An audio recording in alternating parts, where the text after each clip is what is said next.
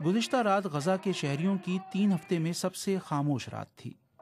اسرائیل کی جانب سے کوئی فضائی کارروائی نہیں کی گئی اور اس کا نتیجہ یہ ہوا کہ غزہ کے شہریوں نے آج نماز عید ادا کی۔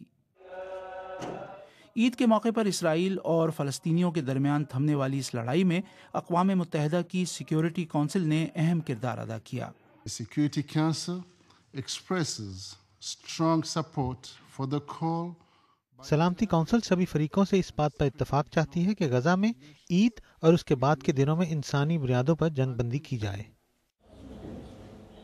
عید کا دن ویسے تو خوشیوں کا دن ہوتا ہے، لیکن غزہ کے شہریوں کے لیے خوشیاں منانے کی کوئی وجہ نہیں۔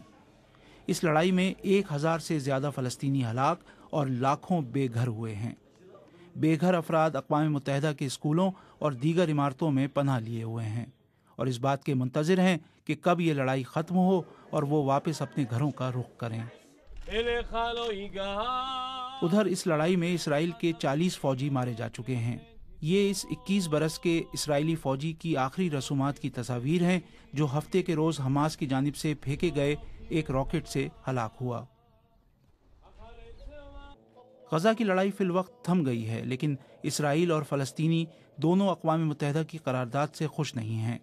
اقوام متحدہ میں فلسطین کے نمائندے کا کہنا ہے کہ اقوام متحدہ کو ایک ایسی قرارداد منظور کرنی چاہیے تھی جس میں اسرائیل کی غزہ سے واپسی کا مطالبہ ہو۔